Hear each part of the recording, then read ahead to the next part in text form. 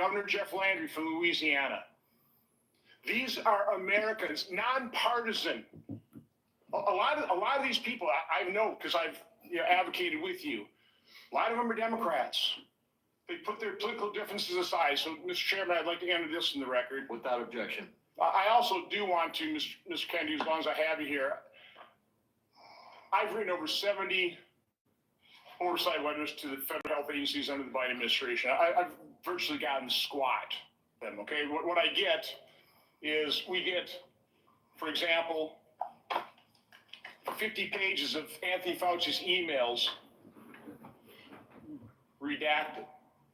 Oh, by the way, the latest one was 17 pages. Instead of issuing a health alert on the myocarditis they knew was impacting young men early in 2021, instead of issuing an alert on the Health Alert Network, they developed 17 pages of talking points. This was given to the public under a FOIA request. They had to go to court. They've got a new way of redacting. They don't black things out. They just give you white pages, so you don't even know what they have redacted. So again, I've issued a subpoena now to cover the information I've requested in 70 oversight letters. My question to you is, as Secretary of HHS, will you honor these requests from Congress, and will you make HHS transparent? Yeah, my approach to HHS, as I said before, Senator, is radical transparency. Democrats and Republicans ought to be able to come in and get information that was generated at taxpayer expense, that is owned by the American taxpayer. They shouldn't get redacted documents. Public health agencies should be transparent. And if we want Americans to restore trust in the public health agencies, we need transparency. I want to say something about what you first said. When I launched my campaign, it was about uniting Americans, Democrats and Republicans. There's no issue that should unite us more than this chronic health epidemic. There's no such thing as Republican children or Democratic children. These are our kids. 66% of them are damaged. I know what a healthy kid looks like because I had so many of them in my family. I didn't know any of the food allergy growing up, peanut allergy. Why did 5 of my kids have allergies? Why are we seeing these explosions in diabetes, rheumatoid arthritis, neurological diseases, depression, all of these things that are related to toxins in the environment? Why can't we just agree with each other to put differences about so many issues, intractable issues aside, and say, we're going to end this? I don't think anybody is going to be able to do this like I have because of my peculiar experience, because I've litigated against these agencies. When you litigate against them, you get a PhD in corporate capture and how to unravel it. I've written 6 books about these agencies. I know a lot about them and I know how to fix it. And there's nobody who will fix it the way that I do because I'm not scared of vested interest. I don't care. I'm not here because I want a position or a job. I have a very good life and a happy family. This is something I don't need. I want to do this because we're going to fix it. And the other thing is we are attracting now a caliber of people to HHS like never before in history. And they're entrepreneurs, they're disruptors, they're innovators of immense talent that are walking away, many of them from growing concerns. They're not coming there for position. They're coming there because they want to save our country. And they're from across the political spectrum. And all these Democrats are opposed to me for partisan issues. They used to be my friends. They agreed with me on all the environmental issues that I've been working on for my whole career. Now they're against me because anything that President Trump does, any decision he makes, has to be lampooned, derided, discredited, marginalized, vilified. We need to move on. Senator Warren. Thank you, Mr. Chairman. So, Mr. Kennedy, I want to start with something that I think you and I agree on, and that is that Big Pharma has too much power in Washington. You said that President Trump asked you to, quote, clean up corruption and conflicts. Sounds great. You said that you will, quote, slam shut the revolving door between government agencies and the companies they regulate. That also sounds great. So here's an easy question. Will you commit that when you leave this job, you will not accept compensation from a drug company, a medical device company, a hospital system, or a health insurer for at least 4 years, including as a lobbyist or a board member?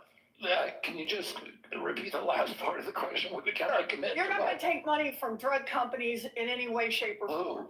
Me? Yes, you. Oh, I'm happy to commit to that. Okay, good. That's what I figured. I said it's an easy question to start with. And I think you're right on this. I don't think any of them want to give me money, by the way. Let's keep going. You're right, because to say yes, because every American has the right to know that every decision you make as our number one health officer is to help them and not to make money for yourself in the future. So I want to talk more about money. I'm looking at your paperwork right now. In the past 2 years, you've raked in $2.5 million from a law firm called Wisner Baum. You go online, you do commercials to encourage people to sign up with Wisner Baum to join lawsuits against vaccine makers. And for everyone who signs up, you personally get paid. And if they win their case, you get 10% of what they win. So if you bring in somebody who gets $10 million, you walk away with $1 million. Now, you just said that you want the American people to know you can't be bought. Your decisions won't depend on how much money you could make in the future. You won't go to work for a drug company after you leave HHS. But you and I both know there's another way to make money. So, Mr. Kennedy, will you also agree that you won't take any compensation from any lawsuits against drug companies while you are secretary and for 4 years afterwards? Well, I'll certainly commit to that while I'm secretary, but I do want to clarify something because you're making me sound like a shill. I put together that case. I did the Science Day presentation to the judge on that case to get it into court. Mr. Kennedy, Mr. Kennedy, it's just a really simple question. Yeah, You've taken in $2.5 million. I want to know if you will commit right now that not only will you not go to work for drug companies, you won't go to work suing the drug companies and taking your rake out of that while you're a secretary and for 4 years after. It's just. I'll commit to not taking any fees from drug companies while I'm secretary. No.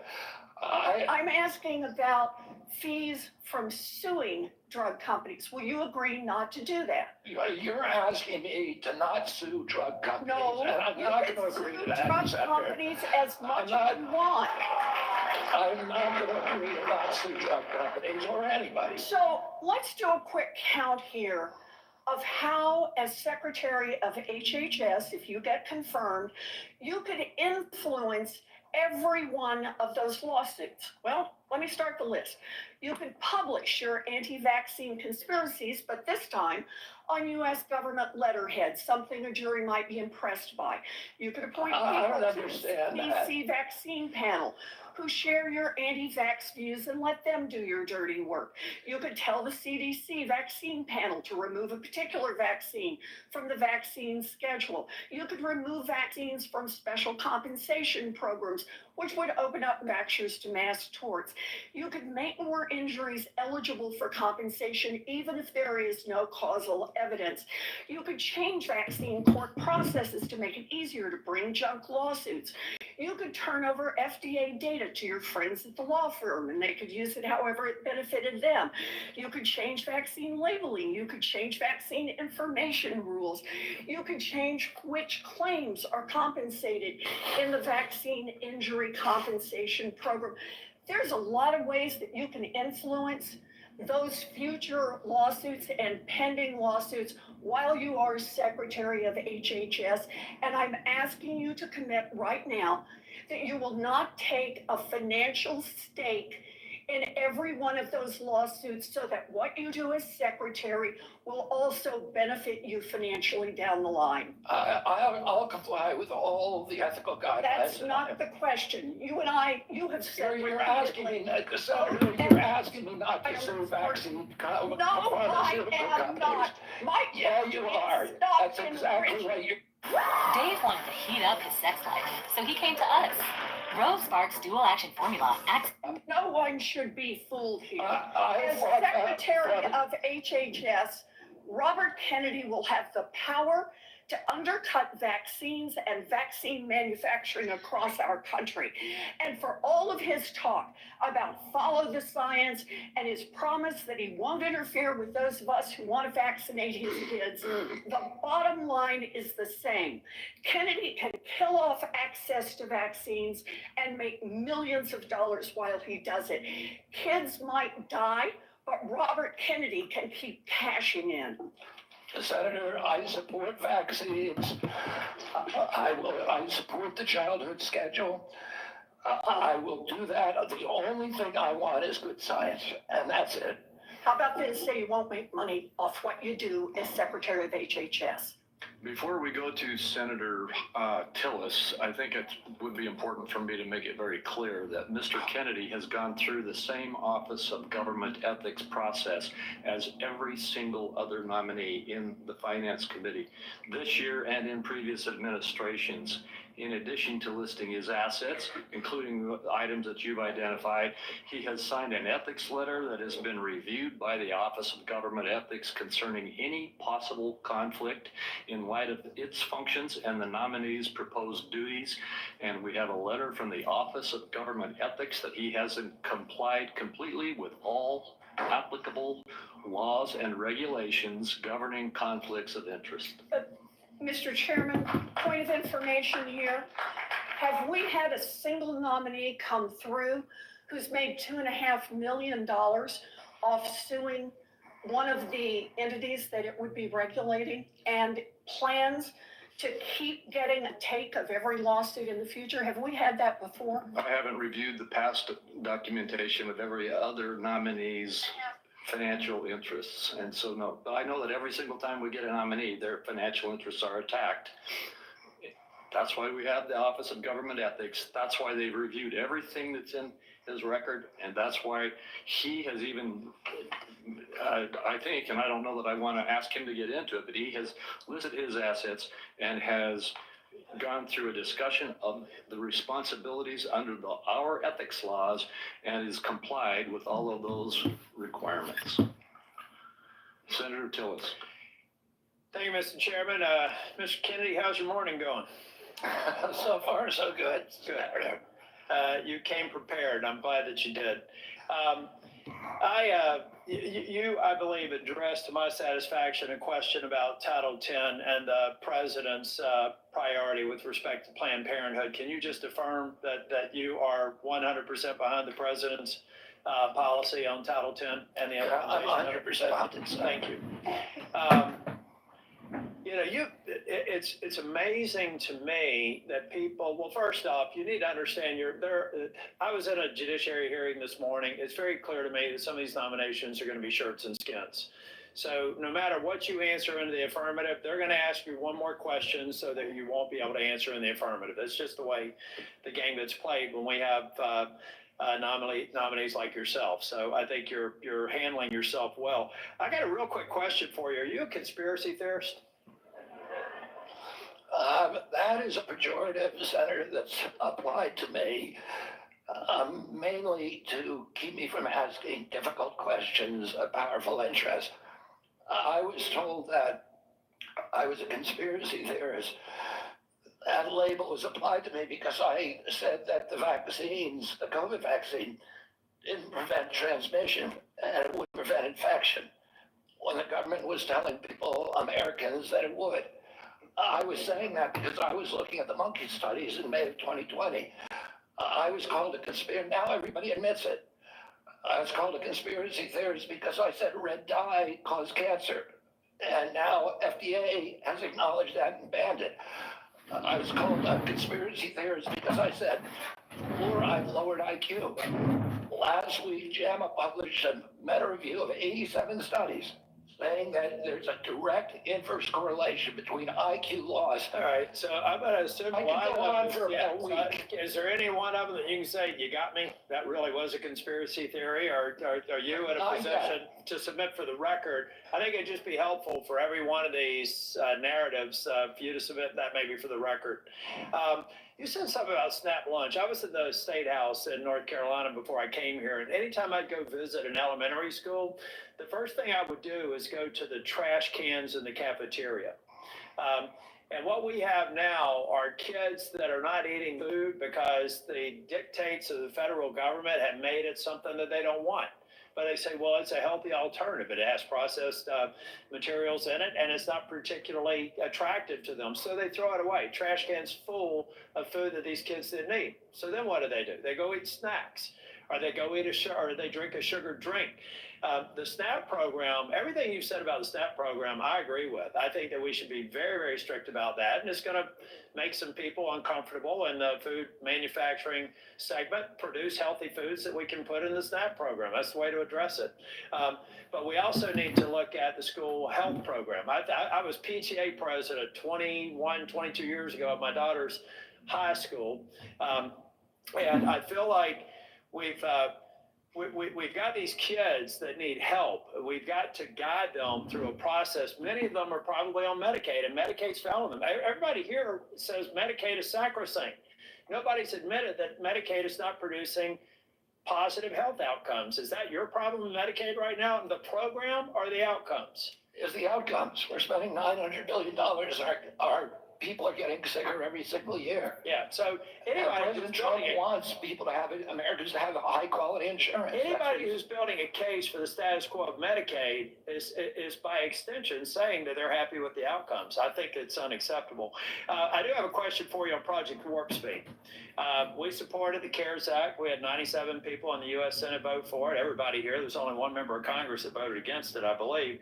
And Project Warp Speed had CDC, FDA, NIH, and BARDA very much in the mix. Now, some people think that you're going to come in here and insert yourself into those agencies in a way that's never been done before. Let's say that they're a part of a future Project Warp Speed.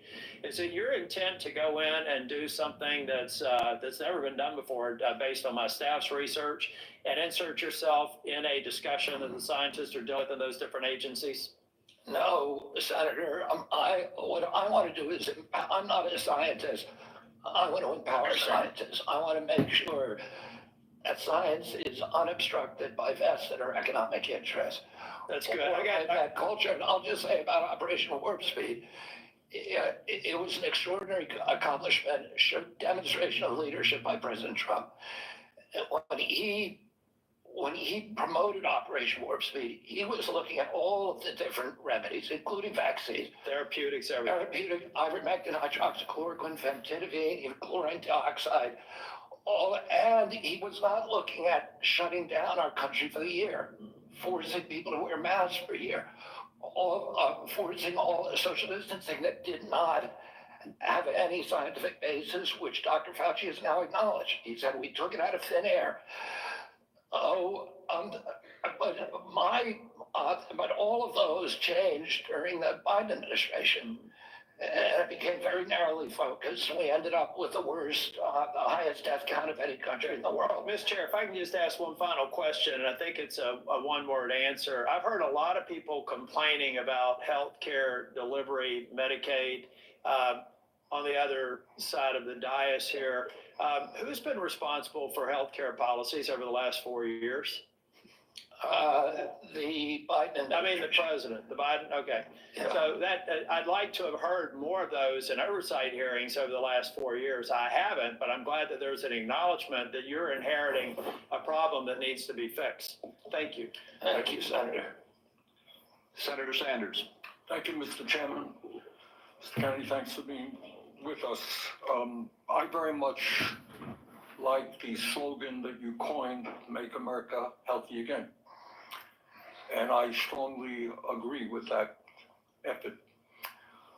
Despite spending, as you indicated, 2 or 3 times as much happening on healthcare as other nations, We have 85 million people who are uninsured, underinsured. We have all kinds of chronic illnesses. Our life expectancy is lower than other countries. And for working class people in this country, they're living 6-7 years shorter lives than the top 1%. We got a problem, okay? And I'm gonna suggest some ideas that I think can remedy that. Last year, the insurance industry in this country made over $70 billion, while at the same time, 85 million Americans are uninsured or underinsured. Do you agree with me that the United States should join every other major country on earth and guarantee health care to all people as a human right? Yes? No? Senator, I can't give you a yes or no answer to that question. Healthcare a human right. Is healthcare a human right?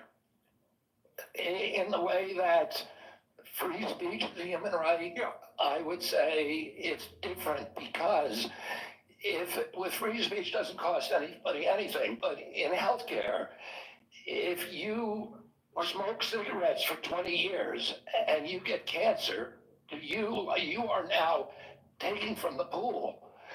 And so are you guaranteed the same right? Or is there also a duty? I'm sorry. I'd love to talk for an hour with you. We got a few minutes left here. All right. Every other country on earth says healthcare, whether you're poor or rich, young or old, is a human right. I'm not hearing you say that. All right. You've talked about the drug companies, and maybe we agree on this one. As you all know, despite the drug companies making over $100 billion in profits, paying the CEOs outrageous compensation packages, we in some cases pay 10 times more for the same drug. Will you support legislation that I will introduce which says that in America we should not be paying a nickel more for prescription drugs than people around the rest of the world? To equalize it? Not to equalize it, that we should not be paying more than other countries for the same damn drug. President Trump has asked me, in fact, I had a meeting with President Trump a week ago where we showed him the charts.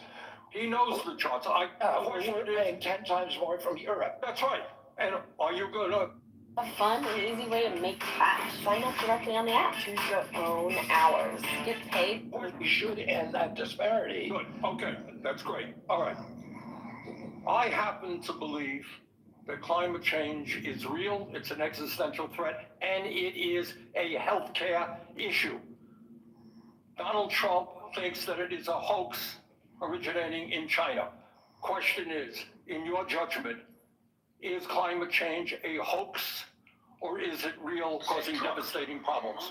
President Trump and I, from the beginning, from our first meeting, agreed to disagree on that issue. I believe climate change is existential. My job is to make Americans healthy again. You believe that you disagree with Trump? You don't think climate change is a hoax, is what I'm hearing. My job here is to I'm make just Americans asking you that, healthy. Mr. Kennedy, not a trick question. I answer your question, Senator Sanders. Okay, so you disagree with the president on that?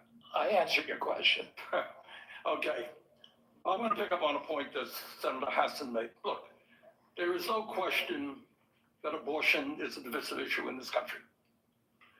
I would say a majority of the people are pro-choice. There's a strong minority who are pro-life. A year and a half ago, you went to New Hampshire, running for president, gave a speech, and you talked about government should not tell a woman what she can do with her own body. That's her choice.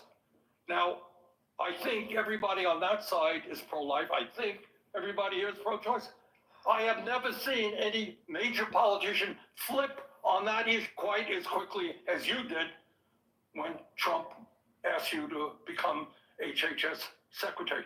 Tell me why you think people should have confidence in your consistency and in your word when you really made a major U-turn on an issue of that importance in such a short time. Senator, I believe, and I've always believed, that every abortion is a tragedy. But you told the people of New Hampshire that it was their right. All right, let me do a last question because I'm running out of time.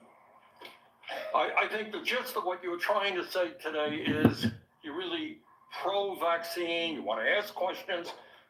you have started a group called the Children's Health Defense. You're the originator.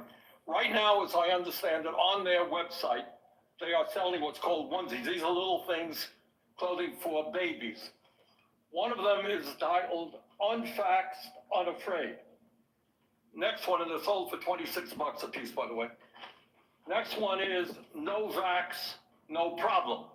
Now you're coming before this committee and you say you're pro-vaccine. Just want to ask some questions. And yet your organization is making money selling a child's product to parents for $26, which casts fundamental doubt on the usefulness of vaccines. Can you tell us now that you will, now that you are pro-vaccine, that you're going to have your organization take these products off the market? Senator, I have no power over that organization. I'm not part of it. I resigned from the board. That was just a few months ago. You founded that.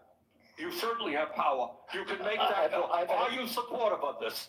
I've had nothing to do with Are you leadership. supportive of these onesies? I'm supportive of vaccines. Are you supportive of this clothing, which is militantly anti-vaccine? I am supportive of vaccines. I will. I want good science and protect. But you will not tell the organization you founded not to continue selling that product. Thank you, Mr. Chairman. Senator Blackburn. Thank you so much, Mr. Chairman, and thank you so much for being with us today. And I have no doubt that you will be confirmed and you are going to do such a solid job for the people of this country. And I do have several issues I wanted to talk with you about and didn't have time to cover them all when we met prior to the meeting, but rural health care is very important to me and the people of Tennessee. 78 of our 95 counties are rural counties. Now, over the last few years, we've seen hospital closures. So we have focused on access in rural areas. And my rural health agenda, which is bipartisan, focuses on innovation, telehealth, access points. It focuses on work shortages. And also, Senator Warner and I have together focused on making certain that we address the area wage index and do that fairly for our citizens that are in rural communities. So I would like a commitment from you that when confirmed, you and your CMS administrator will work with us to make certain that the area wage index is balanced and that it is fair to rural areas. Senator, both Dr. Oz and myself recognize that rural health care is in crisis in this country, and that is catastrophic for our entire country. And I talked a little bit about my commitment to rural health earlier in this hearing. The regional price points, as you know, are set by Congress and not by HHS. I will certainly, and I know Dr. Oz will certainly work with you to make them sensible. We look forward to that. Also, you and I, before you came forward as the secretary, the nominee, we had talked in years past about over-medicating youth and concerns over that. And I was looking at a report from TennCare, which is our Medicaid program in Tennessee. And I was concerned when I saw a number that TennCare had spent $90 million in 2024 alone on ADHD. This was 417,000 of our children. And $90 million, to me, that is heartbreaking, what is happening there. So how will you prioritize oversight of prescribing practices while promoting alternative solutions such as counseling, behavioral therapies, community-based interventions for our youth? Exactly, and that's the solution. 15% of American youth are now on Adderall or some other ADHD medication. Even higher percentages are on SSRIs and benzos. We are not just over-medicating our children, we're over-medicating our entire population. half the pharmaceutical drugs on Earth are now sold here. 70% of the profits from pharmaceutical companies are from the United States, even though we only have 4.2% of the world's population. Not only that, but a recent study by Cochrane Collaboration founder Peter Ghosh found that pharmaceutical drugs are the third largest cause of death in our country after heart attacks and cancers. Oh, they're not making us healthier. We need community health initiatives. We need access to treatment. We need exercise. We need better food. Okay, let me talk to you about one of those access points in treatment. And this highlights a problem in the federal Medicaid law. Since Medicaid's enactment, states have been prohibited from using Medicaid funds for care provided by institutions for mental disease. We refer to them as IMDs. These are psychiatric hospitals, residential treatment facilities with more than 16 beds. This is a discriminatory exclusion, and it denies payment for medically necessary care based on the illness that is being treated, and it has perpetuated unequal coverage in mental health care. So if you're confirmed, when you're confirmed, will you commit to working with me on repealing this discriminatory exclusion and ensuring equal access to mental health care for Medicaid beneficiaries? Yes, Senator. Thank you so much. I've got a question on PBM reform, one on artificial intelligence in healthcare. In the interest of time, I will yield back. I look forward to seeing you help make us healthy again. Thank you, Senator.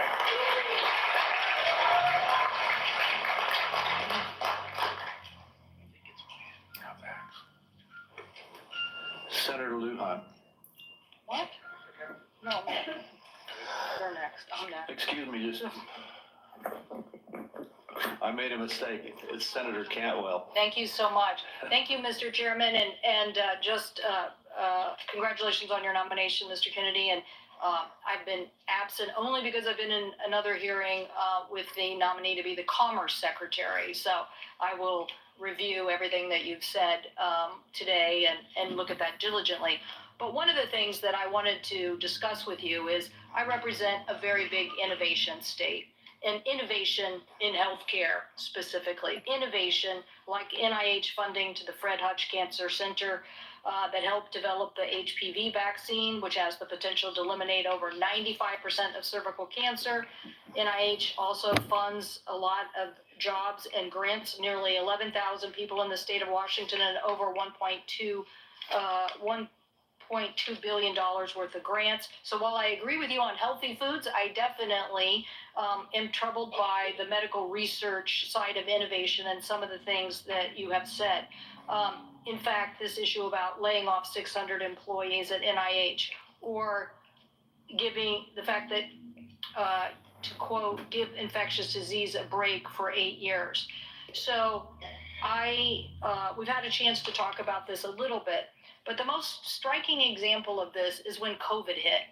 And we were the first in the nation. We had the first case, and it really was the fast response by the University of Washington that really helped save lives.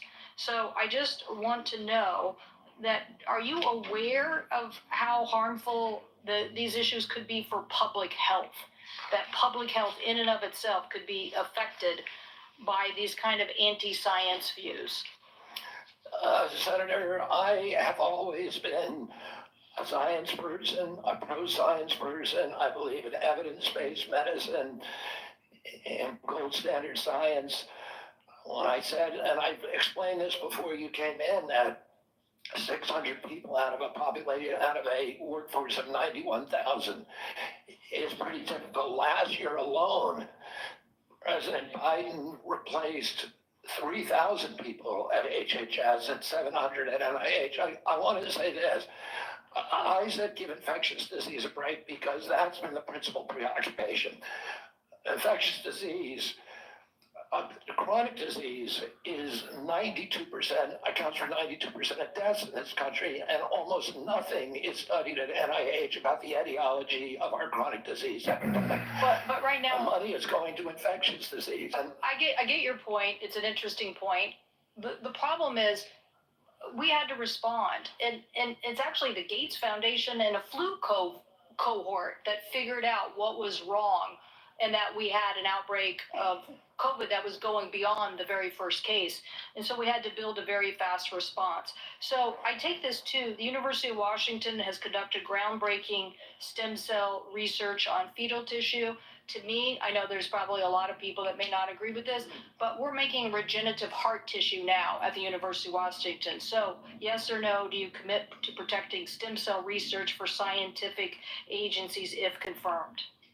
I will protect stem cell research. Stem cell research today can be done on umbilical cords, and you don't need fetal tissue. You'll protect the laws that are on the books today and the research that's done. My job is, Senator, to enforce the laws. Okay, so I want to move to PBMs because PBMs are driving up drug prices. And one of the biggest things that we need to do here, I think, in a new administration is get a handle on everything that is driving up prices and lower them. The report found that PBMs generated $1.4 billion from spread pricing. That is where they are able to basically set the price, not reimburse pharmacies, and then pocket the rest. We've had bipartisan legislation in several different committees now to get at this. What do you think the solution is?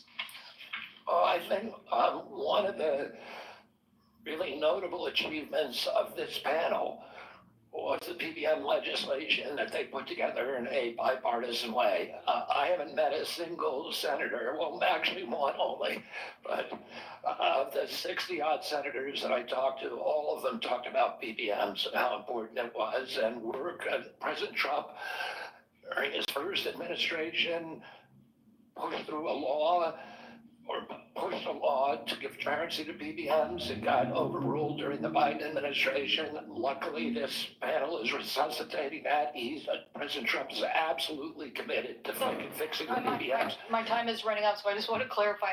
You believe that we should pass these laws that now have been proposed in the Senate? I haven't read the entire law, so I don't know, but I think that we need to reform the PBMs. I think we need to get rid of all of these vested interests that are draining money from the system. Okay, somebody suggested, though, that you thought you should convene the PBMs and talk to them about some sort of self-regulation. So I am trying to distinguish between these people who basically are doing illegal activities and ripping off, really, they're creating pharmacy deserts in my state. So I'm asking you whether you believe that we have to legislate in this area. Again, I'm not being evasive. I just don't know exactly what the law says. I met with the PBMs. I met with pharma. My job is to meet with all the stakeholders. I've been meeting with stakeholders for 40 years. People I was suing, you want to hear from the other side. Well, that doesn't mean I would let the PBMs write their own ticket. I think I support the efforts of this committee to come up with bipartisan legislation. President Trump wants to get the excess profits away from the PBMs and send it back to primary care, to patients in this country, to high quality health care. I'll ask you for the record, since my time's expired, to look at the legislation that came out of the Commerce Committee that defines the legal activities that they are doing to drive up prices, and give us an answer for the record. Thank you, Mr. Chairman. In principle, I support that legislation. Thank you. And let me just tell you the list as we have to move forward to the ending here.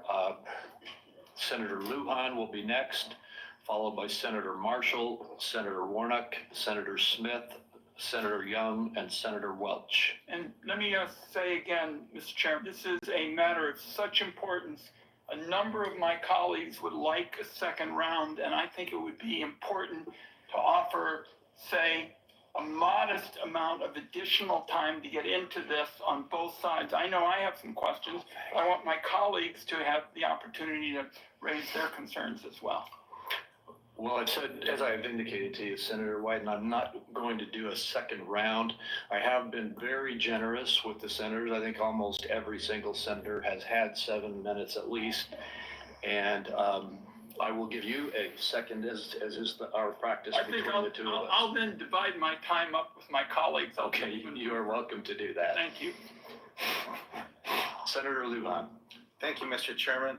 Mr. Kennedy, when we met, you stated to me that it is not your goal to take away programs that work for Americans. Do you stand by that statement? Yes, Senator. Mr. Kennedy, do you know how many Americans rely on Medicaid? It's about 72 million plus the 7 million kids who are on chips. Appreciate that, 72 million. Yes or no, is it important that expectant mothers and newborns have access to health coverage? Is it important? Naturally tender and juicy. Comes in buffalo and original. Cooked crispy and golden. You can dip and dip some more. Our always cooked to order original. I would guess, I don't know the answer, I would guess about 30 million. I have it, Mr. Kennedy. About 41% or 1.4 million babies births are financed by Medicaid, according to the National Center for Health Statistics. Yes or no, do you believe that Medicaid is a critical program? I believe that Medicaid is a critical program, but that it's not working as well as it ought to be. And President Trump has asked me to make it work better, that most Americans are not happy with it, that the premiums are too high, the deductibles are too high, and everybody's getting sicker. Too much money is going to the insurance industry. I have a series of yes or no questions. They're pretty simple. Because you heard we're not going to get a second round of questions, I ask for your indulgence to be able to get to them yes or no. In New Mexico, as you know, Zach, this is how horribly evil and stupid these cock-sucking senators are. They're the worst human beings you could ever fucking imagine, and they're in charge of our government. You can't believe these bastards. Getting specialist care, 85% getting urgent care, 95% Fucking Senator not to pick on anyone. Sanders, holy shit, bro. Everybody, they're all fucking demon rats. I mean, I'm actually for the military just taking over and just deposing everything. This whole thing is fucking crazy. Yes or no, do you support vaccines and abortions? It's all these people care about. And especially in an area where you and I spoke about with the federal investment in Medicaid, which is known as FMAP. President Trump has not told me that he wants to cut Medicaid. He's told me to make it better. Do you support cutting, yes or no? Let me ask you this way, since it's only about President Trump. I support making it better, Senator. If President Trump asked you to cut Medicaid, just answer yes or no. It's not up to me to cut Medicaid. It would be up to Congress. And you don't answer. Mr. Kennedy, you don't want to answer? I'll move on. Do you know how many states will end? Mr. Chairman, if I may pause my time. So I understand that people are getting asked to leave if they stand up with signs, but there's a lot of other as well, Mr. Chairman. So it needs to be extended to everyone. As Mr. Kennedy said, we respect each other when we have a difference of opinion. We're just trying to do our jobs here and trying to ask questions. That's all.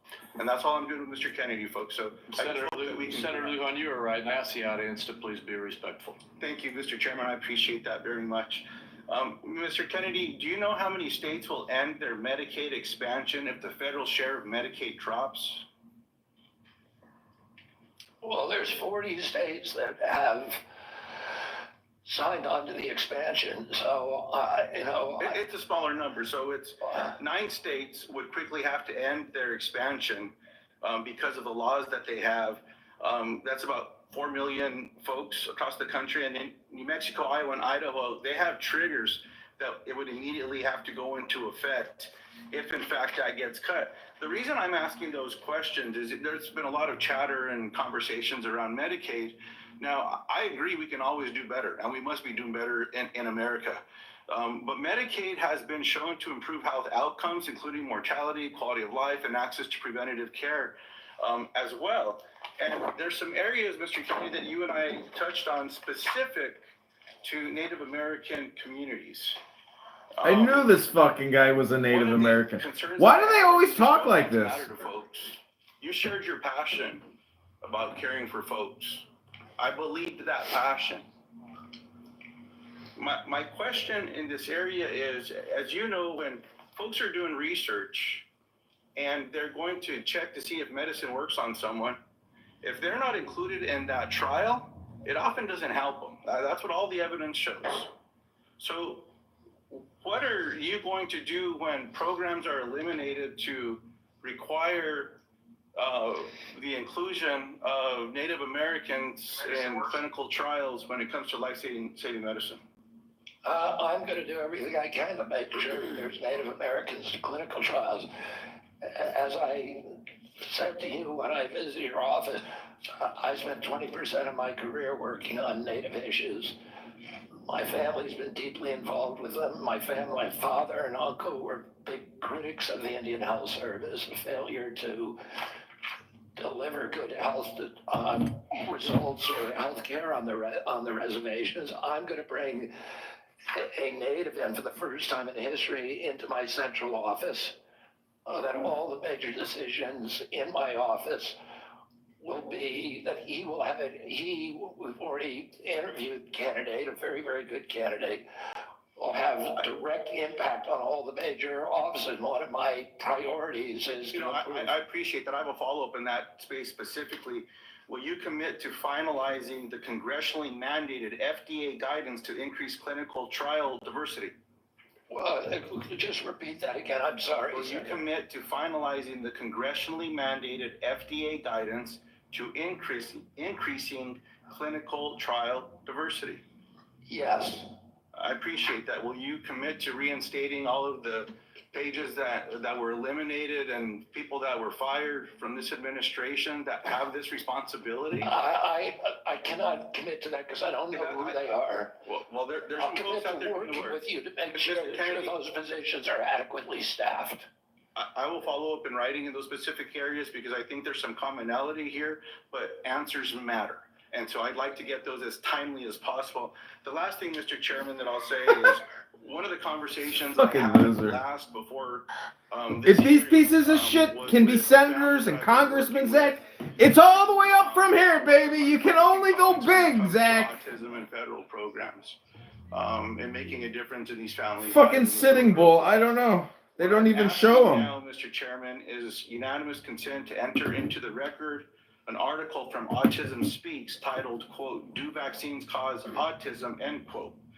And I'll note that first sentence states, quote, "Vaccines do not cause autism." End quote. Really? Okay, thank you. And before we move on, we've had a request from several quarters for a quick restroom break. We will take a 5-minute recess. I'm sorry to those remaining 5 or 6 senators who must wait a few minutes, but we will have a quick break. We will be back as soon as we can.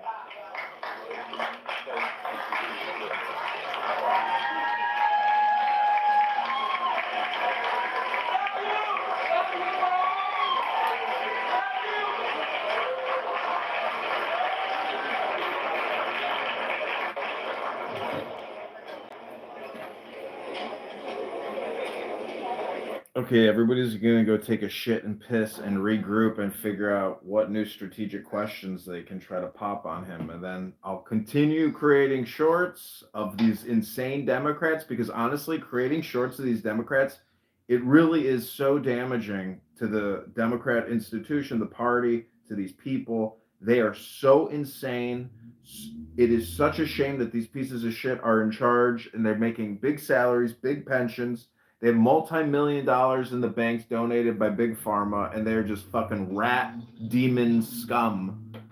And I thank God that I'm able to film these pieces of shit. Because listen to Sanders here. Secretary, tell me why you think people should have confidence in your consistency and in your word when you really made a major U-turn on an issue of that importance in such a short time. Secretary, tell me why you think. And that was about, abortion, of course.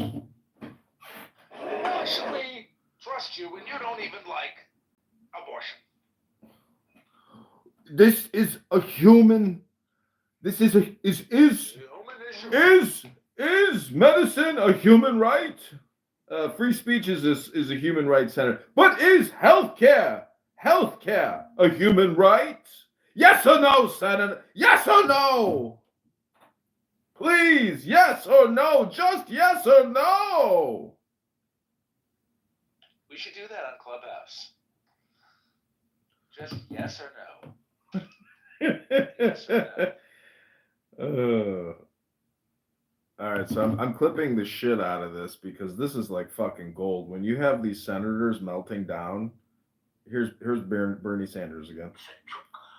Will you support legislation that I will introduce which says that in America we should not be paying a nickel more for prescription drugs than people around the rest of the world? To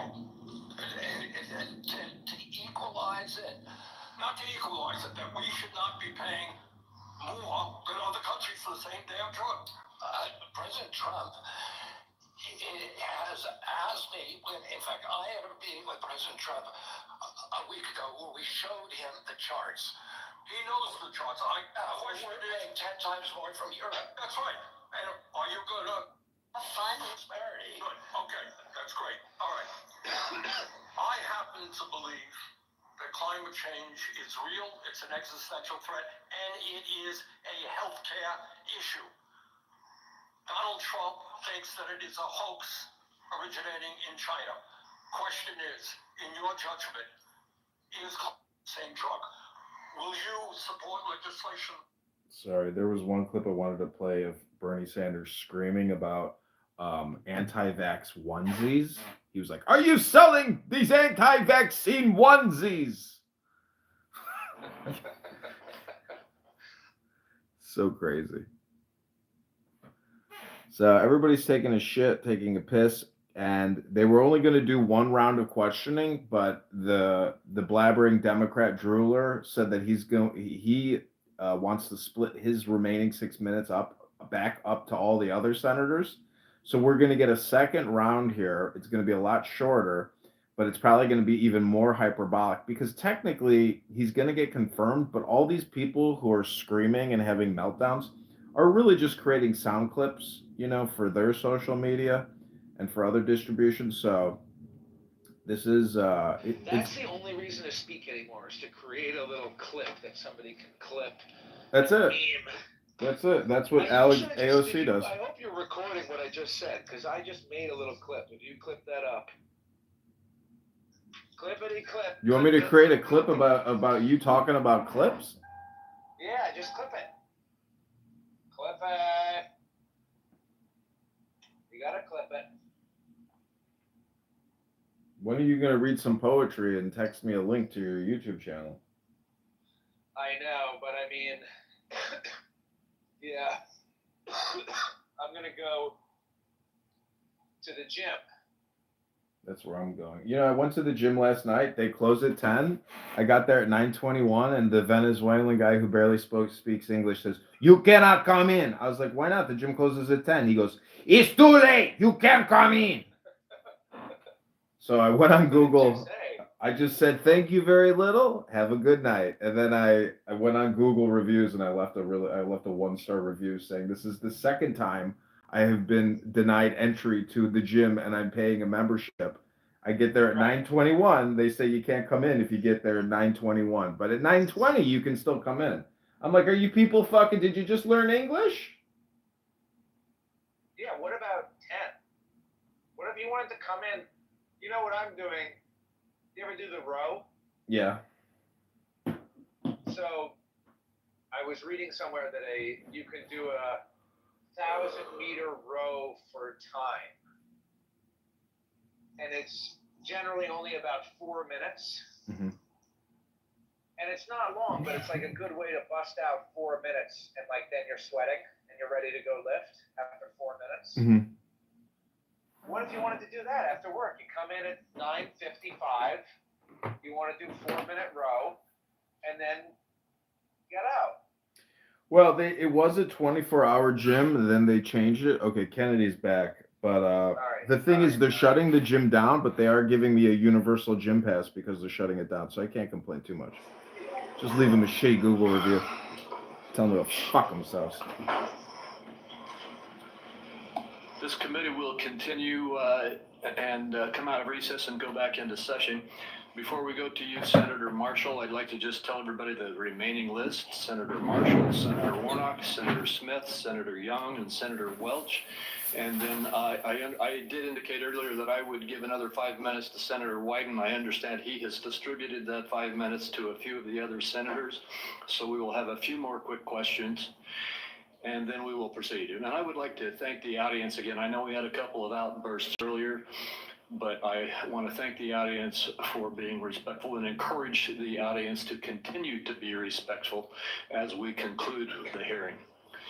With that, Senator Marshall. Thank you, Chairman. Obesity, diabetes, heart disease. Obesity, diabetes, heart disease account for probably 80% of health challenges in America. You know how many times I heard my friends across the aisle mention any three of those? I don't know if we've lost the forest for the trees here. Vaccine is a critical issue. I understand that. I don't see how Mr. Kennedy's position could be any more clear that he's going to support the vaccines, he's going to support the science and empowerment to parents and their doctors to make these choices. Abortions! Vaccines! 60% of Americans have a chronic disease. That there's an epidemic of chronic diseases across the country. And this Make America Healthy Again movement is powerful. You know, Augustus from this app, he created the Maha 2020, when moms I'd never met, concept. involved in the political It was from process, Clubhouse came that out to Maha me and said, came out, "Look, from I Augustus. want to make these choices about my children with my He was doctor, just not playing the with the federal word government." MAGA. That it's a He very created good Maha. thing. Moms, dads, grandparents across the country grab me and say, "Look, why do 20% of our children now, why are they on a prescription drug?" So, Mr. Because they Chairman, gotta look at TikTok with incredible concentration while high on meth. Make America Healthy Again. What's your vision? What does that look like to you? Thank you, Senator Marshall. We're having epidemics of all these chronic illnesses, autoimmune diseases, neurological diseases, allergic diseases, obesity. When my uncle was president, 3% of Americans were obese. Today, 74% of Americans are obese or overweight. No other country has anything like this. In Japan, the obesity rate is still 3%. And epidemics are not caused by genes. Genes may provide the vulnerability, but you need an environmental toxin. Something is poisoning the American people. And we know that the primary culprits are changing food supply, the switch to highly chemical intensive processed foods. We have 10,000 ingredients in our country, in our foods. The Europeans have only 400. If you buy a McDonald's French fries in our country, there's 11 ingredients, my understanding. In Europe, there's only 3. If you buy Fruit Loops in our country, they're loaded with food dyes, with yellow dye, red dye, blue dye, and many other ingredients. The same company makes But I like my Fruit Loops. different ingredients for Canada and Europe. I like my Cocoa Pebbles and my Fruity Pebbles. We have good science on all these I want to things. drink whole milk.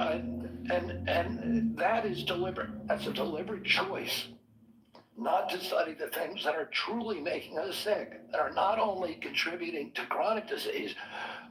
Did you know having an abortion makes you very sick because it kills you? We're going to handle on this, because if we don't, it's an existential threat. Our country is not going to be destroyed because we get the marginal tax rate wrong. Or because I'm going to title this video Fruit Loops versus Kennedy. Talking about today wrong. It's going to be destroyed if we continue down this trajectory of chronic disease. We need to fix our food supply, and that's the number one.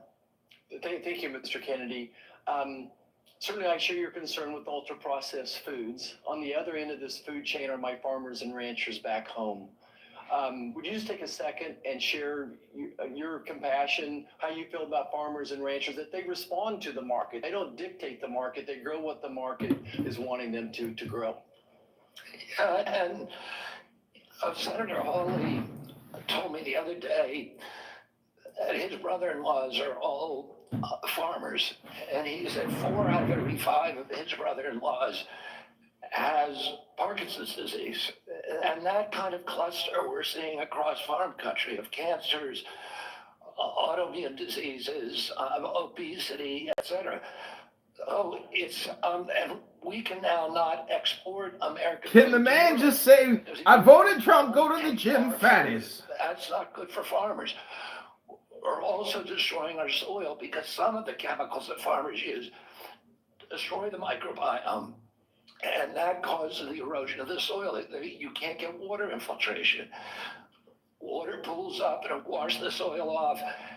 Agronomists now estimate that we only have, if we continue doing these processes, only 60 harvests left before our soil is gone. 60 harvests? So farmers are using seeds and chemicals that are, over the long term, are costing them and us.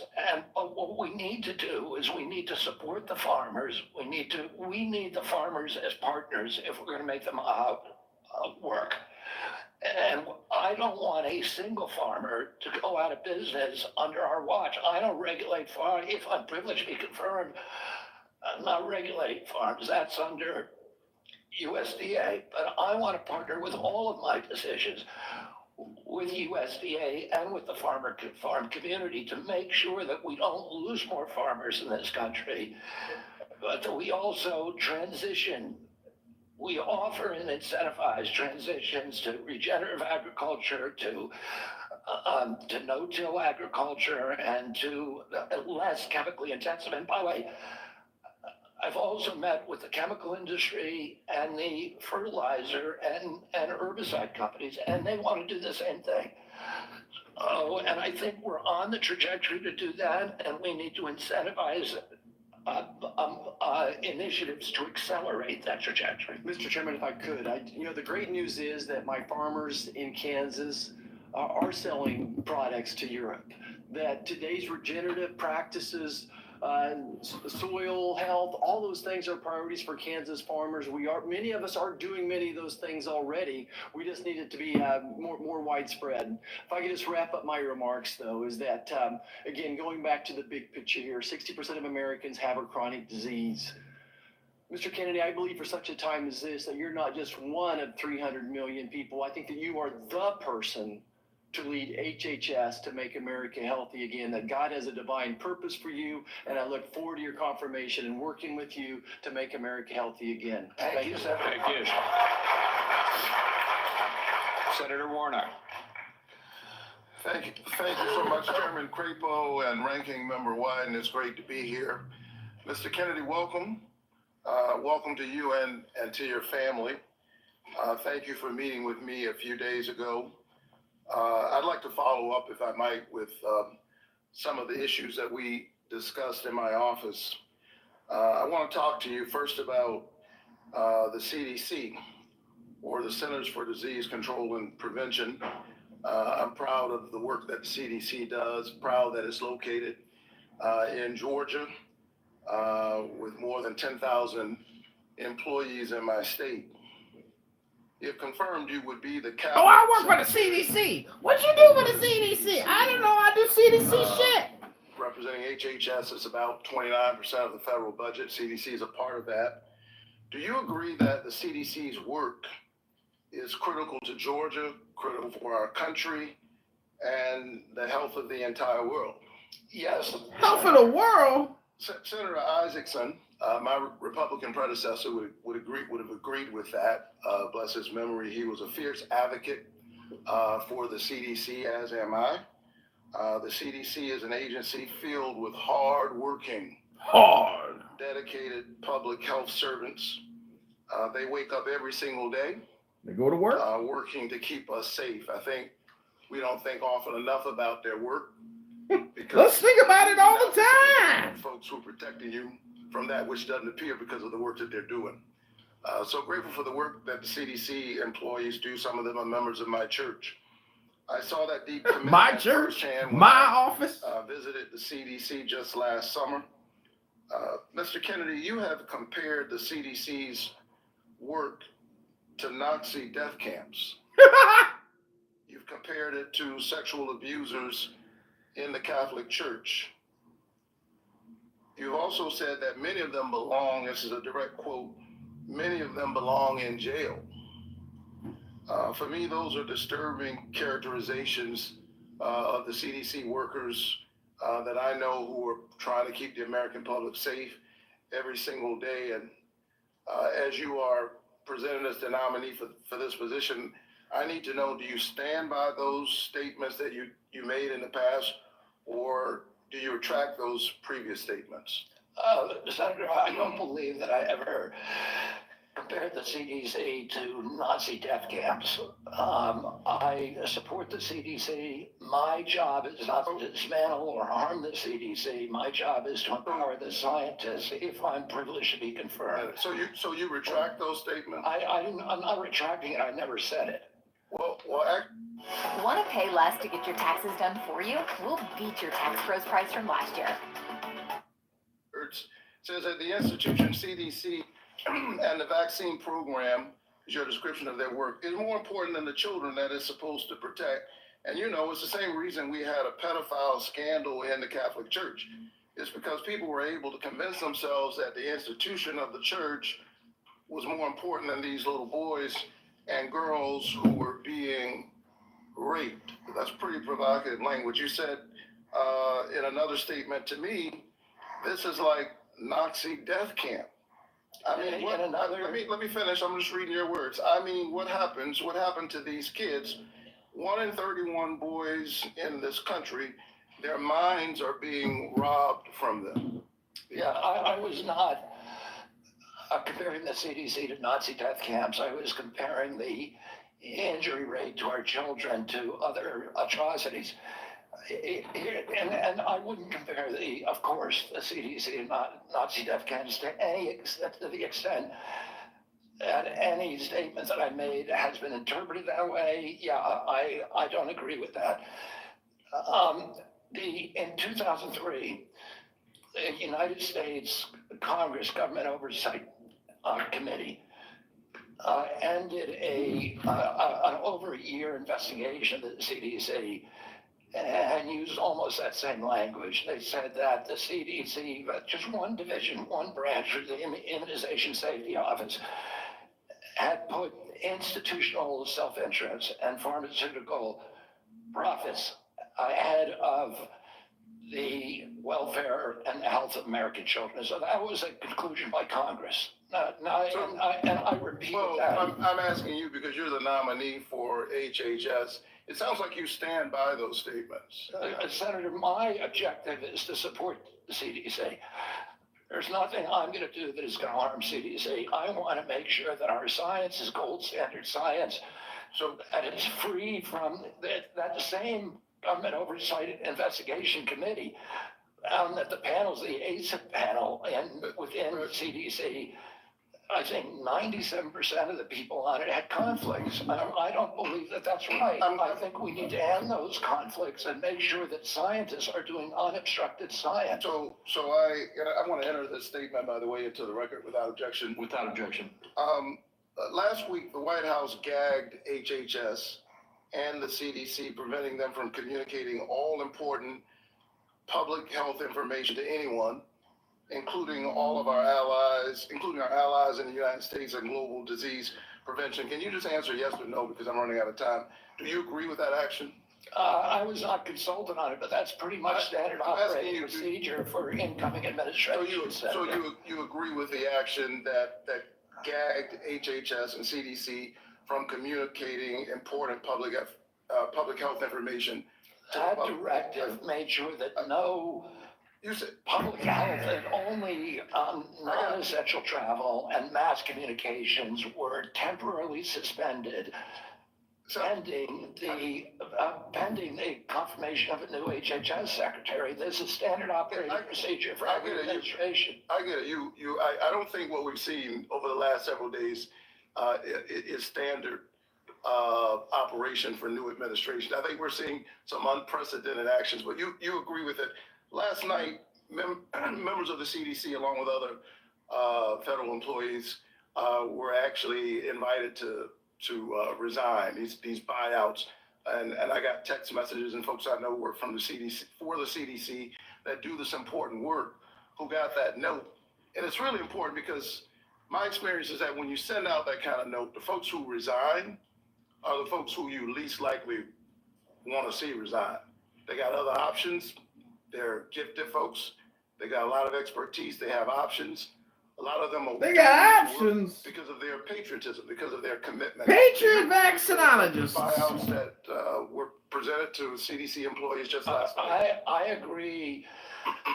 At the vast majority of the scientists and experts at CDC are patriots and good government servants. Can you tell me? I don't think anybody's going to resign who's committed to making America healthy. Can you just answer yes? Okay, you agree with the buyouts. In our meeting, I asked you to confirm your support for the Affordable Care Act. You also mentioned that you and President Trump want to fix the ACA by making premiums more affordable. Can you answer me yes or no? As I don't have a lot of time. Did you know that tax credits that help families afford health insurance and save Georgians an average of $531 per month per person are set to expire at the end of the year? Did you know that? I do.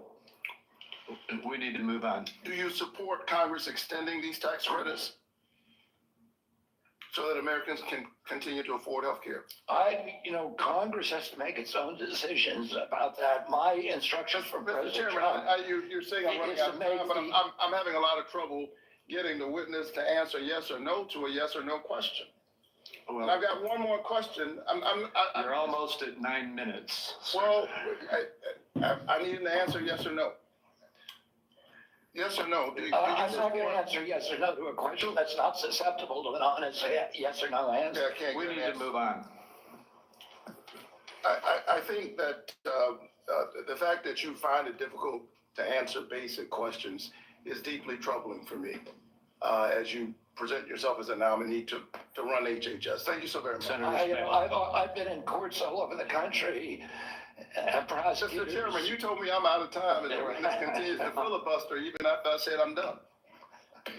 Senator Smith. Mr. Chair, thank you. Thank you, Mr. Chair and Ranking Member, and welcome, Mr. Kennedy.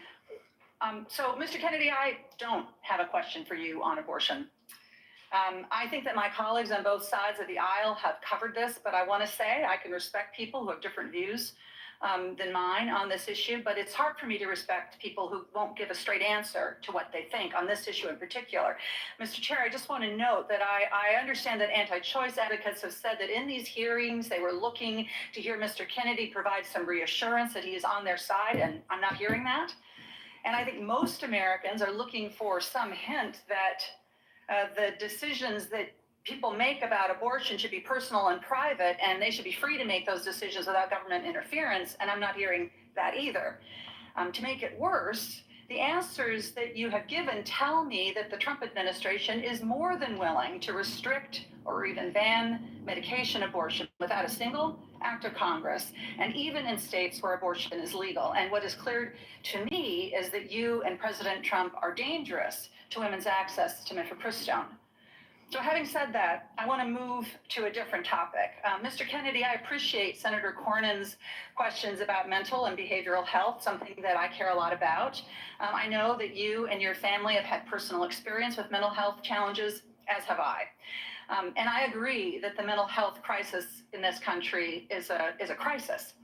So let me ask you, in an interview in 2023 and again in 2024, you blamed school shootings on antidepressants. You said, and this is a quote, "There is no time in American history or human history that kids were going to shoot schools and shooting their classmates. It really started happening coterminous with the introduction of these drugs, with Prozac and with other drugs. So do you believe, as you've said, that antidepressants cause school shootings? This should be a simple question. I don't think anybody can answer that question, and I didn't answer that question. I said it So should your be answer studied. is, I said it should be studied along with other potential culprits like they may cause. social media. But I don't know. I would never make, because there's no science on that. Well, Senator. there is, Senator, there is, Mr. Kennedy. Thank you for the promotion. The science shows that there is no link between school shootings and antidepressants. And in fact, most school shooters were not even treated with antidepressants. And of those that were, there was no evidence of association, you know.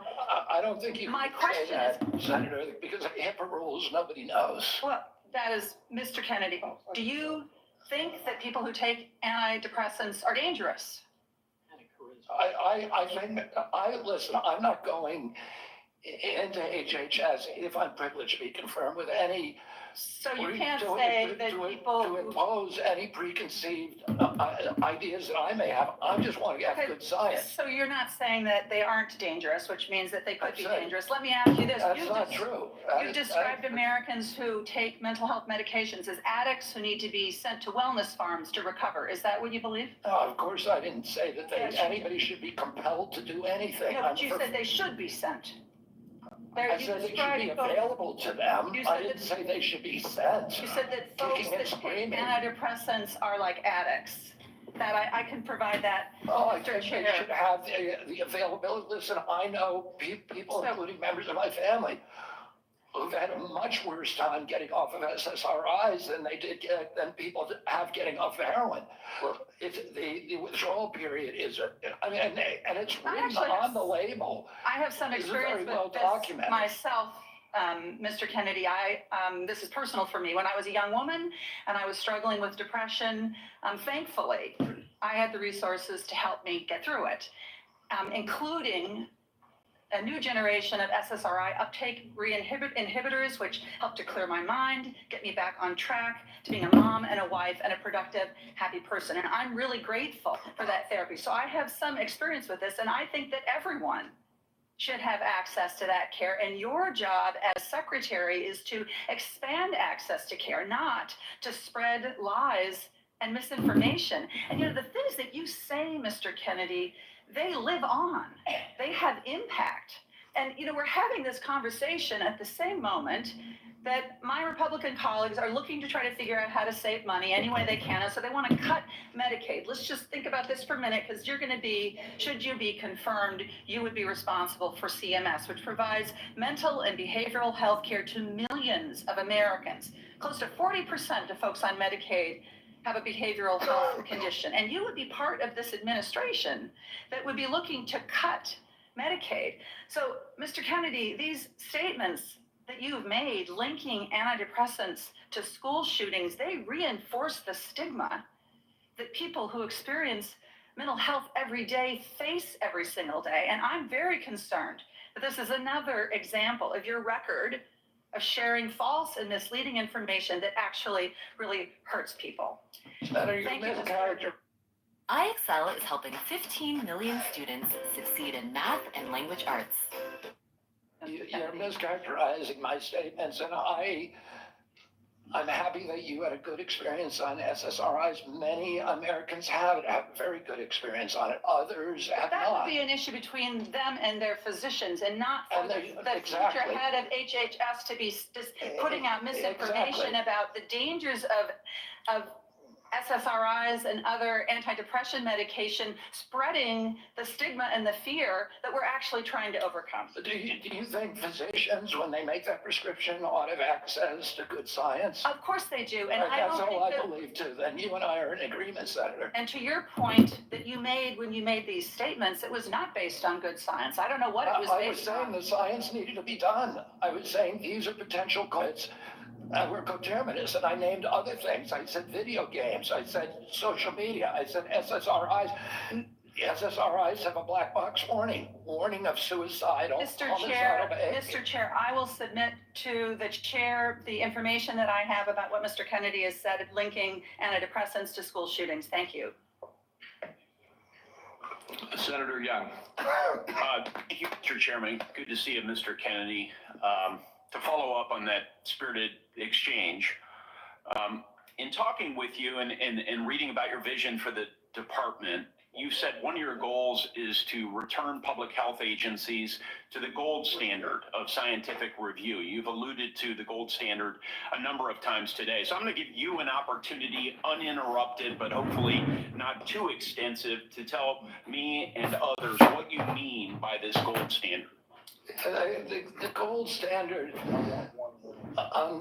means real scientific research with replication of studies, which very rarely happens now at NIH. We should be giving at least 20% of the NIH budgets to replication. We should make sure that all the science is published with the raw data. We should make sure that the peer reviews are also published. And I'll give you a quick example.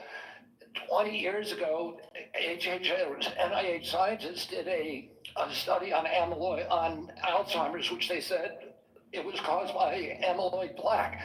After that, NIH shut down studies of any other hypothesis. 20 years later, we now know that those studies were fraudulent. NIH has funded 800 studies on a fraudulent hypothesis. And we've lost 20 years in figuring out how to a cure for Alzheimer's. And that's just one example. I could give you hundreds. We need to end that. We need to end the old boy system. We need to have replicatable science and be completely transparent about raw data. Thank you, sir. In recent years, particularly during the COVID pandemic, there's been a lot of skepticism about our public health institutions. Some of this, I would say, is warranted, but it's now created a pervasive lack of trust from the public that these institutions are acting in bad faith or failing to act in objective criteria, failing, in short, to act in the best interests of the public. If confirmed, Mr. Kennedy, how will you work to regain the public's trust? I suspect it'll take some time in these important public health institutions. Through radical transparency, I'm going to make the reason people don't trust the public health agencies is because they haven't been trustworthy. And you gave the example of COVID. At the beginning of COVID, everybody was rushing to get that vaccine. We had over 90% vaccination uptake. Yes, sir. CDC's most recent recommendation is that Americans take the 8th booster. Only 23% of Americans are complying. That means 77% of Americans no longer trust CDC, and that is the problem. Yes, sir. In the absence of full information, might it, I think I agree with you, but I want your response. Might it make sense to share that absence of full information with the American people, that uncertainty? I think one of the things by observation and experience that I saw during the pandemic was we had certain prominent doctors appear on television and indicate, no, you absolutely must not wear a mask. 2 weeks later, it's yes, you must wear a mask. But they were certain. And they even demonized people for not following the latest science, knowing there's a high level of uncertainty in that science. Would a measure of humility and, as you say, radical transparency demonstrates humility, help rebuild trust over a period of years? Absolutely. We need to tell Americans what we don't know. We need to make sure studies that reach a null hypothesis are also published. And that doesn't happen. Sir, I think you are right about why healthcare costs are so high in the first place. The answer is indeed chronic disease. 90% of our healthcare spending goes towards managing it, as you say in your open statement. It's not in the main because of waste, fraud, and abuse, although we know some exist. It's not in the main because we have greedy executives at innovative world-class companies. It's not in the main because we haven't yet adopted an unsustainable Medicare for all scheme. It's because of this. So I'm encouraged that you intend to make that a point of emphasis as it pertains to your future leadership. I will say, with respect to COVID, it's not over for a lot of Americans.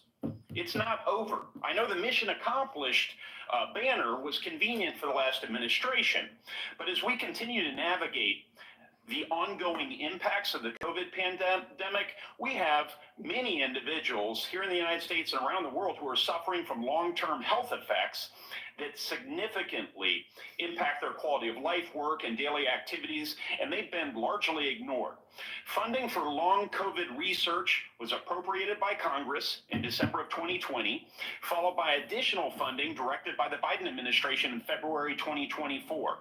Patient groups and industry publications have criticized the slow pace of clinical trial design and enrollment. If confirmed, will you collaborate with healthcare providers, researchers, and affected communities to better understand and mitigate long COVID's impact? Yes or no, please? Absolutely, Senator. There's 16 million Americans. Will you commit to prioritizing long COVID research and integrate this work into broader health policies? Yes or no, please? Yes. Patient groups, experts, and industry publications have raised concerns around existing long COVID funding being spent on observational research. In particular, criticism was directed towards recover funding being used to duplicate existing findings instead of funding trials for potential treatments or diagnostics. If confirmed, Mr. Kennedy, will you work with Congress so that going forward, long COVID funding will be directed primarily towards trial or novel research directions and not replicating existing observational research? Yes or no? Absolutely, Senator, with enthusiasm. Thank you so much.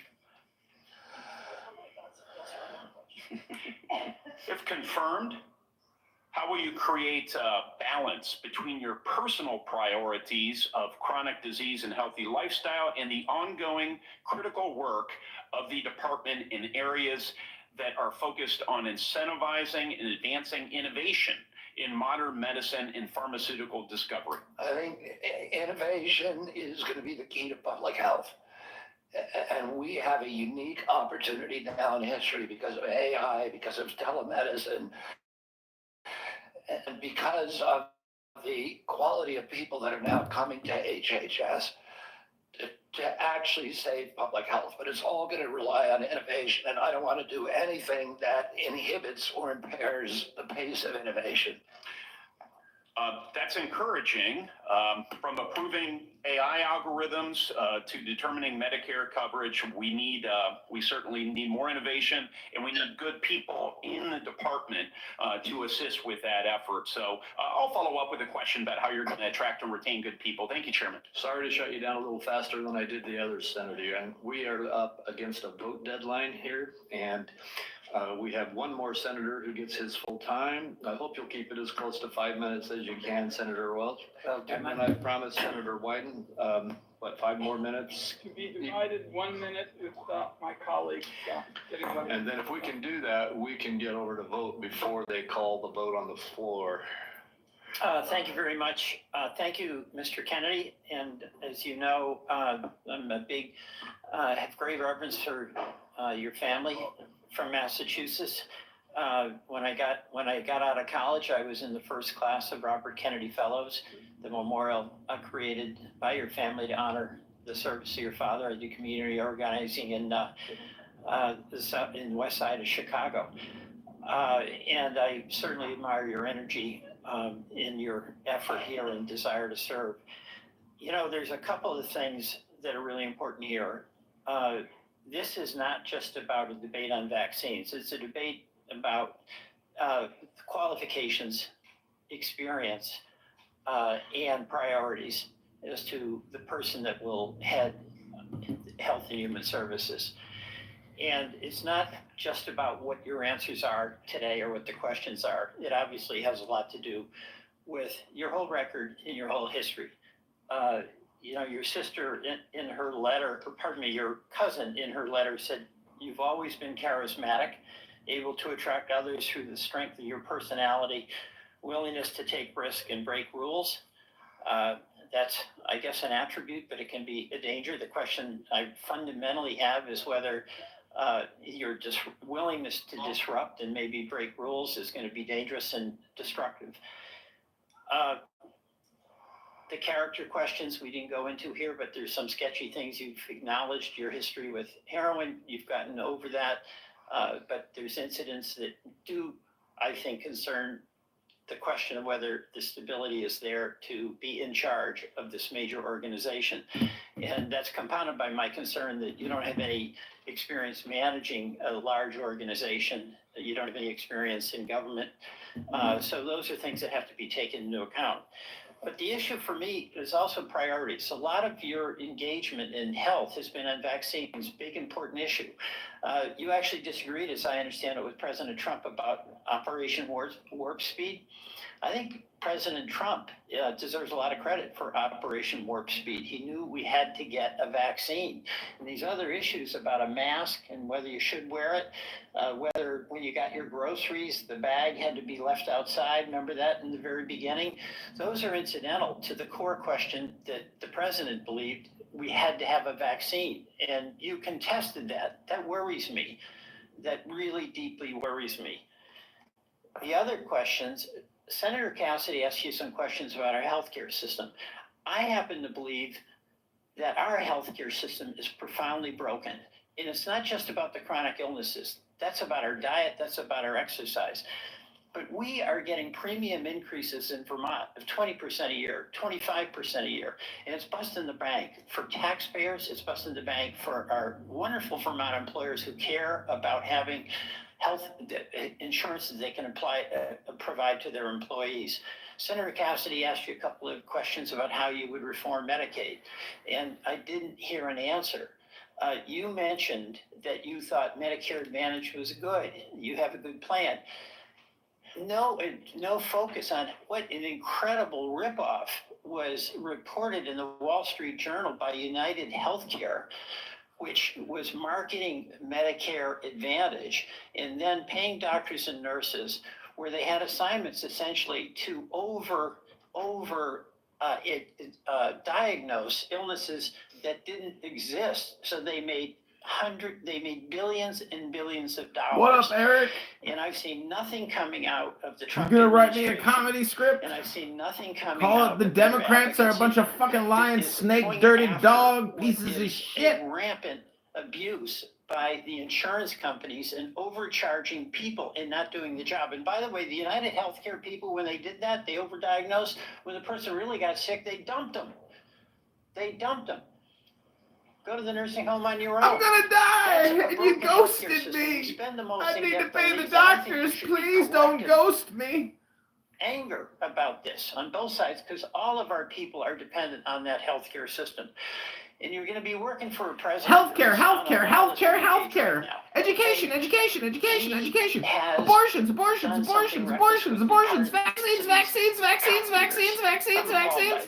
But that's just reckless. That's not illegal. He's impounded money. So right now, the Medicaid website went down. He's impounded We can't keep giving free healthcare to illegals in all of our major cities. What they can do.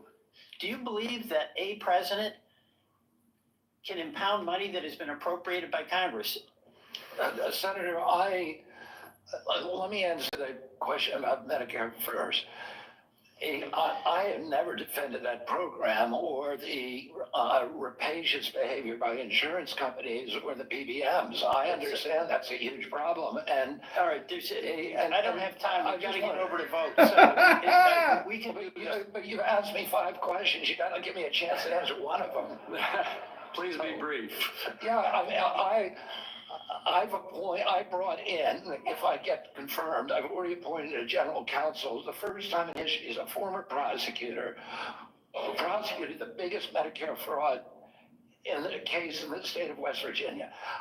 I brought in a prosecutor for that job instead of a bureaucrat, precisely to address the important issues that you raised here. The only reason I didn't talk about these before is because I wasn't asked about them. What about, I agree with you 100%. What about a president impounding money that, among other things, goes to healthcare? And you're saying that that's illegal? That's correct. Well, my job is to uphold the Constitution. I'm going to take an oath to uphold the Constitution, and I will administer the law and uphold the Constitution.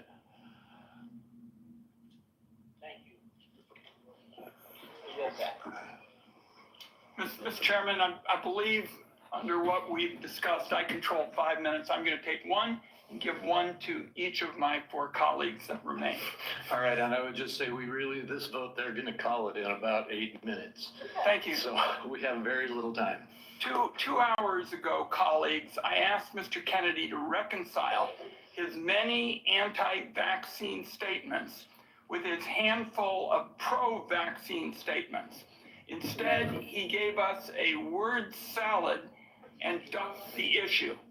The same was true, Mr. Kennedy, with respect to measles, where you wrote a book playing down the threat of measles, even though American families are very concerned about it, and apparently families are still mourning in Samoa.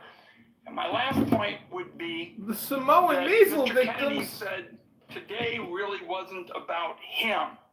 And I just want to tell him it is all about you, because I find your presentation to be both untrustworthy and unprepared, because my colleagues have been seeing back and forth between Medicare and Medicaid, and it's not clear which program you're using when. So I want colleagues to know there is a lot more information to learn about Mr. Kennedy before we vote. I'm going to urge that to my colleagues on both sides of the aisle to not make decisions on the basis of this session. I thank you for the additional time. And I guess my next minute is Senator Whitehouse, Senator Warren, and Senator Smith. And again, 1 minute each, please. There's been a lot of conversation about long, late-term abortions here, and I just want to make clear what Rhode Island OBGYN doctors describe as what is almost always. I brought voodoo. I brought voodoo. It is a childbirth gone wrong. The family has painted the room. It has bought the crib, maybe even decided on the baby's name, and has gone to the hospital to welcome the new baby into their family in what is supposed to be a happy event. And then things went wrong. Then the alarms started pinging. The lights started flashing. The medical professionals started rushing in. And the question became, who lives and who dies? The mom's life is often at risk, and she may have other children she needs to care for. The baby's life may be at risk, and one or both may die. In that environment, the doctors and the family own that decision. Government has no place in that room at that point. And I think we need to understand when this late-term abortion gets bandied about, what you're dealing with is a tragedy that is happening to a family who wanted that child and have suddenly been confronted with a moment in which they have to make what is probably going to be the worst decision of their lives.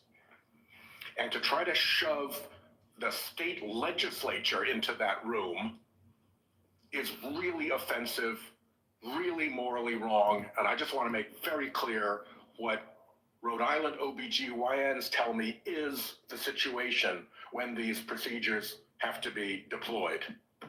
Senator Warren. Thank you, Mr. Chairman. So, Mr. Kennedy, I wanted to ask about in the 2019 measles outbreak in Samoa. In July 2018, 2 children died immediately after receiving a measles vaccine that nurses had mistakenly mixed with a muscle relaxant. The nurses get charged with manslaughter, but vaccination rates go down. I asked you about this in my office. You told me flatly that your visit to Samoa had nothing to do with vaccinations. We now know that's not true. I have the documentation. You met with the Prime Minister. You talked about vaccinations. You met with an anti-vaccine influencer who described the meeting as, quote, profoundly monumental for this movement. So what happens? Vaccinations go down. There's a measles outbreak and children start dying. But you double down. You didn't give up. Just 4 days after the Prime Minister declared a state of emergency, 16 people already dead. You sent a letter to him promoting the idea that the children had died not from measles, but from, quote, defective vaccine. You launched the idea that a measles vaccine caused these deaths. You are a very influential man. In fact, you are called the leader of the Disinformation Dozen. UNICEF and WHO, the World Health Organization, investigated this. They say the claims are false. It is not biologically possible what you claimed. And yet, ultimately, more than 70 people died because they didn't get vaccines. So my question is, do you accept even a scintilla, just even a sliver of responsibility for the drop in vaccinations and the subsequent deaths of more than 70 people? Anything you do differently? No, absolutely not. There were 2 incidents in which children died. In 2015 and again in 2015, it was on the measles vaccine. That's what the New Zealand General Hospital found. The government of Samoa banned the measles vaccine after the 2018. I arrived in July of the next year, after the ban had been in place for a year. Mr. Chairman, understanding that you wanted to hold us to a minute and that I don't get to present all the facts and documentation I've got, how about if we just decide to make entries for the record on exactly what the record shows about Mr. Kennedy's participation? And I think he's answered the yes or no question. He takes no responsibility. Senator Warren, we will do that. And Mr. Kennedy, and to all the senators, every senator knows that following this hearing, they will be able to ask you questions off the record and you will be able to put answers back onto the record. So please give that answer. I apologize that we're shutting you off for giving a full response right now. Senator Smith, and we are way over time. Thank you, Mr. Chair. So, Mr. Kennedy, you have said that you want to give infectious diseases a break for about 8 years. You spoke about this with Senator Cantwell. My question to you has to do with avian flu. Over 100 million birds called. The disease has spread to dairy cows, and there are now 67 confirmed human cases and 1 death. So, Mr. Kennedy, do you intend to give research on bird flu a break? No, I intend to devote the appropriate resources to preventing pandemics. That's an essential part of my job. What do you think is causing the avian influenza? I think the H5N1 virus is. So that's good to hear, because in a recent book, I will submit this for the record because we don't have that much time. Mr. Kennedy has questioned the scientific basis for germs causing disease and the power of vaccines and antibiotics. I've never questioned that, Senator. Well, I will submit that for the record. Thank you. Senator Warnock, 1 minute. I like the way you said that to the Baptist preacher. Thank you so much, Mr. Kennedy. Based on our conversations, it's my understanding that you support work requirements in Medicaid. In 2020, President Trump approved a proposal from Georgia state leaders requiring Georgians to jump through a number of onerous bureaucratic hoops and fill out even more paperwork to verify work and get access to health care. I ask this as someone who represents a state that has not expanded Medicaid. Federal government, because of this waiver, spent $70 million on Georgia's Medicaid waiver. 82% of that went to administrative costs. The point that I'm making is that the folks that they're insisting need to work, 90% of those folks are working. They are caregivers, or they have a disability. Let me give you one example. A woman I think of all the time, her name is Heather. She's a traveling nurse from Dalton, Georgia, who falls into the Medicaid coverage gap. Heather experienced a series of small strokes, leaving her unable to work full time. She's dedicated her life to caring for patients, but now she can't afford her own medical care, out-of-pocket costs, because she doesn't make enough to qualify for tax credits to buy private insurance. What does Heather need? Does she need work requirements, or does she need access to health care so she can finally get healthy and get back to work? The individual that you described would need health care and not a work requirement. Thank you. Thank you, and we are done with the questioning now. Mr. Kennedy, I apologize to you, to the audience, and to all of my colleagues to have to rush it here at the end, but we have a vote on the Senate floor that they're going to close in about 3 minutes. I want to thank you for appearing before this committee. You have been accessible to the members and staff on both sides of the aisle of the Finance Committee throughout a rigorous process, and I want the whole world to know that you spent hours in meetings answering questions outside of this hearing and providing documents and responses on issue after issue after issue. You've gone through the most thorough vetting process that any committee in this Congress puts any through, and I think that you have come through well and deserve to be confirmed. I would like to remind my colleagues that the deadline for submitting any questions for the record is 5 p.m. today. 5 p.m. today. And Mr. Kennedy, we ask that you respond to those questions as quickly as you possibly can. With that, I'm going to leave you in this room and run over to vote. This hearing will be adjourned. I still encourage the audience to be polite and respectful no matter what side of the issues you may be on. And Mr. Kennedy, I look forward to working with you. Thank you, Mr. Chairman, for adjournment.